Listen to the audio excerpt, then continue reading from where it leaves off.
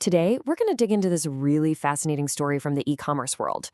It's all about a company called Eastpie and a new analyst report that honestly tells two completely different stories at the same time. One is about this surprising success, and the other, well, it's about some serious trouble. So let's just jump right to the conclusion that got everyone talking. Right off the bat, here's the headline from a recent Goldman Sachs report. It's a sell rating. Now, you've got to understand, in the world of stock analysis, that's a huge deal, a really big deal. It means the analyst thinks the stock isn't just a little overpriced, but that it's way off. And that sets up our central question. Why? And this really shows you just how strong that sell call is.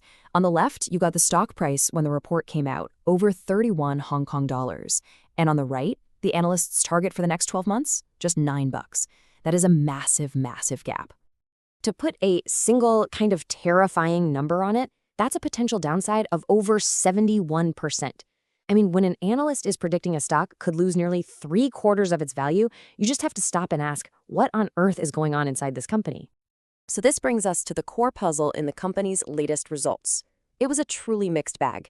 I mean, terrible news on one hand and absolutely fantastic news on the other. The real question is, how can both of these things be true at the exact same time?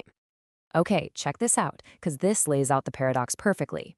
On the left, total sales, what the industry calls gross merchandise volume, totally cratered, down 55% from last year. But then look at the right. Adjusted net profit didn't just meet expectations, it smashed them. It came in 90% higher than Goldman Sachs was expecting.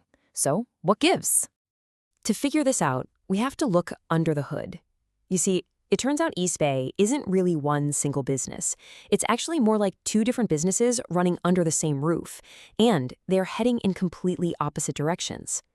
All right, to really get this, we've got to know two key terms, 1P and 3P. 1P, or first party, is all about the products Eastpie makes and sells itself. You can think of it as their own in-house brand. Then you have 3P, or third party. That's their marketplace business, where they're basically a storefront for other companies' products. This distinction, it's the key to the entire story. So if you look at the fiscal year that just wrapped up, their business was pretty balanced. It leaned just a little bit toward the third-party marketplace, which made up 56% of their sales. So think of this as our starting point. But here's the thing. Looking ahead to the next fiscal year, analysts see a major strategic shift coming. The company is betting big, and I mean big, on its own products. Their private label 1P business is expected to jump from 44% to 53% and become the majority of their sales. This pivot is a deliberate choice, and it's all happening because of a huge problem in their other business.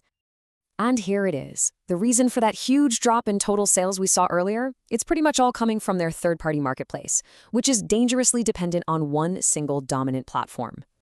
This chart, well, it shows the bleeding in action.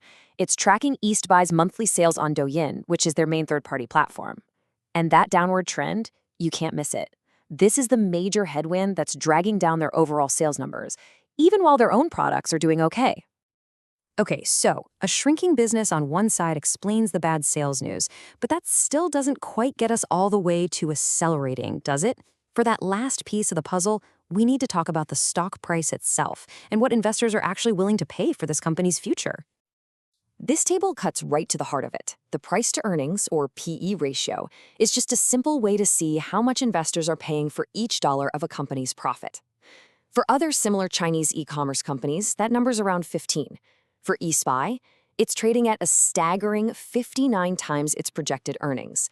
That's not just a little premium, that's a huge premium, and it's the core reason for that rich valuation warning. So what we have here is a company in a massive transition. One business is shrinking, the other is the focus of this huge pivot, and all the while the stock is priced like everything is perfect. So what does the road ahead actually look like for them?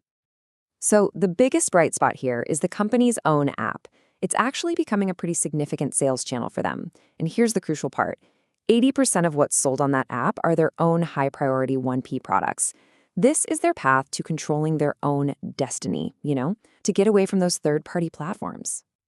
And they're building a loyal customer base to do it. Get this, the app now has over 250,000 paying members. That is a really solid foundation to build on. And that brings us to the single most important question for Eastpie's future.